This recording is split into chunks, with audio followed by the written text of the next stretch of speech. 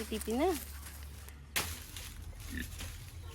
Hello साथीहरू, नमस्ते अनि सेवा न्यू डे न्यू भिडियो सँगसँगै हजुर सबैजनालाई स्वागत छ। साथीहरू म चाहिँ आज कोठेबारीमा आएर भिडियो स्टार्ट गर्दैछु साथीहरू, किनभने अब मैले चाहिँ 2-3 दिन भयो मैले युट्युबमा भिडियो हालेको छुइनँ क्या साथीहरू। कति घरकै काम गरेको यतात्यता एउटै भिडियो कति हाल्नु भनेर हालेकै छुइनँ क्या साथीहरू। त्यही भएर फेरि मनले मानेन, फेरि आज बनाउँदैछु साथीहरू मेरो हरियाली सँगसँगै। अनि म चाहिँ आज चट्टा कोठेबारी यस्तो भइरहेछ नि त। यहाँ बोडीहरू थियो, यो बोडीहरू अब मर्दै गयो। अनि यहाँ चिचिन्डाहरू काँक्राहरू झ्याङ्गिँदैछ नि त साथीहरू। यो चाहिँ चिचिन्डाको बोट हो अनि यो चाहिँ काँक्राहरू यिनीहरू झ्याङ्गिँदैछ। अनि यिनीहरूलाई म सफा गरेर बोडीको झ्यालहरू निकालेर चिचिन्डाहरू काँक्राहरू झ्यालमा हालिदिन्छु साथीहरू।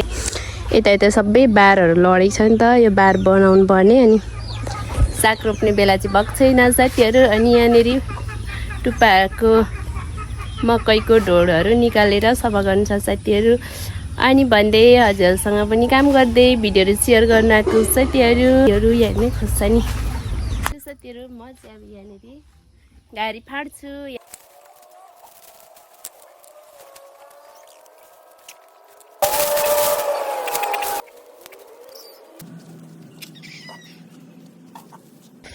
पसिना हेर्नु साथीहरू, पसिना कति आउँछ पसिना। अनि हेर्नु साथीहरू, यो खोर्सानीको बिरुवा चाहिँ यो पाक्दै झरेर क्या साथीहरू। हेर्नु कति धेरै उम्रेको छ क्या बिरुवा अनि त्यही भएर पनि यहाँको टुप्पा सारे क्या साथीहरू। यो चाहिँ तिते करेलाको बिरुवा हो। मान्छे कहिले पनि रोप्दिनँ, आफै यहीँनिर फल्छ, झर्छ, पाक्छ, उम्रिन्छ। अनि यही जोगाउँछु साथीहरू। अनि मेरो सुँगुर बङ्गुर यहाँ छ साथीहरू। हेर्नु साथीहरू कति धेरै घाम लागेको छ, हेर्नु त। यो चाहिँ मेरो माइती गाउँको डाँडा हो, माइती गाउँ। यहाँ रिमहुन चाहिँ मेरो माइती गाउँ छ साथीहरू। अनि मैले चाहिँ अब खाना बसाइसकेँ। अब नानी पनि आउने बेला भयो नि त, त्यो भएर खाना चाहिँ बसाइसकेँ। अब म चाहिँ तरकारी टिप्नु लागेँ साथीहरू। मेरो भएकै सम्पत्ति कोठेबारी यही हो। मेरो गट्टा फलेको रहेछ, तर यो कुहेको छ के हो हेर्नु त साथीहरू। किरा छ त, तर आमा छोरीले त हो पुग्छ होला। गट्टा टिप्पे, मुन्टा चाहिँ खाएकै छ नि त, त्यही भएर मैले मुन्टा चाहिँ टिपिनँ। अब यता के छ साथीहरू, घिरोला पनि लागेको थियो, घिरोला फलेको छैन। घिरोला यहाँ पनि रहेछ गट्टा। घिरोलाको झ्याल पनि छ है साथीहरू, तर सँगै छ, तर फलेको छ कि छैन। यहाँ त झुन्डिरहेको रहेछ त, झुन्डिरहेको रहेछौ त घिरोला। तिमी यहाँनिर झुन्डिनु भएको रहेछ त। हजुरको म घाँटी छुट्याउँछु। म चाहिँ खास गरी यो गट्टा टिप्न आएको साथीहरू, तर घिरोला पनि पाएँ। अब यही घिरोला र फर्सी पकाउँछु म चाहिँ।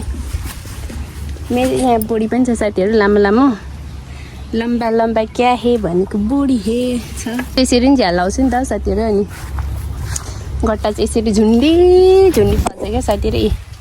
हल्ली परसँग छ गट्टा। यहाँ एकदम चाहिँ कुहेछ।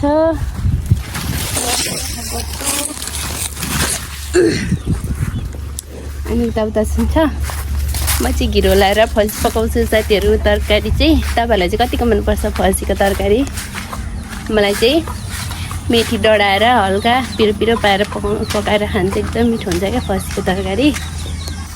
म चाहिँ बिहान नानीलाई जाउली बनाइदिएको थिएँ यही कुकरमा, त्यही भएर अहिले पनि यही कुकरमा खाना बसाएँ। मैले चाहिँ साथीहरू खाना चाहिँ बनाइसकेँ। अब चाहिँ बाख्रालाई खोले बसाएँ, किनभने अहिले चाहिँ पानीहरू आइरहेको छ नि त। घरि पानी आउने, घरि घाम लाग्ने, त्यस्तो हुन्छ नि। बाख्रा मजाले चर्न पाउँदैन नि त, त्यही भएर मैले खाना पकाएँ। खाना सब्जी पाकिसक्यो। अनि मैले बाख्रालाई खोले बसाएँ। यो फर्सी हालेको सबै पानी पोख्यो। अघि नौरी परी भनेर कुरिरहेको छु। छोरी चाहिँ अनि एकछिन होमवर्क गरेर खाना खाएर फेरि 2 बजे ट्युसन जान्छ मेरो छोरी चाहिँ। साथीहरू म चाहिँ बाख्रा अब नानीलाई भ्याउँदिनँ नि त, नानीलाई अहिले 2 बजे ट्युसन पुऱ्याउनु पर्छ, तल बाटो झार्नुपर्छ, गाडी लिन आउँछ। अनि त्यही भएर म चाहिँ बाख्रालाई घाँस काटेर लगाइदिनु लागेको। साथी औली चिन्छ औलीको रुख, औली झारेर हालिदिनु लागेको मैले चाहिँ। अनि म चाहिँ चढ्छु अब औलेको रुखमा साथीहरू, यहाँनिर म चढेर घाँस झार्छु।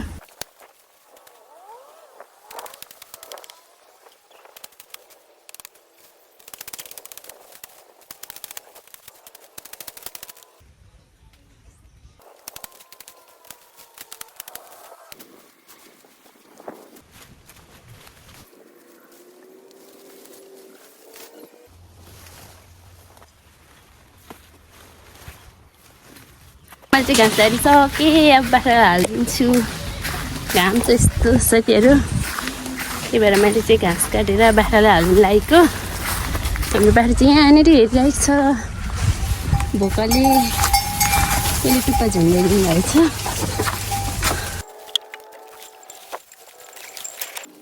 बाख्रा हेर्नु टाइम नै मिलेको छैन क्या साथीहरू, बाख्रा मर्न आँटिसक्यो फोहोरमै घाँस लाउँदा लाउँदा।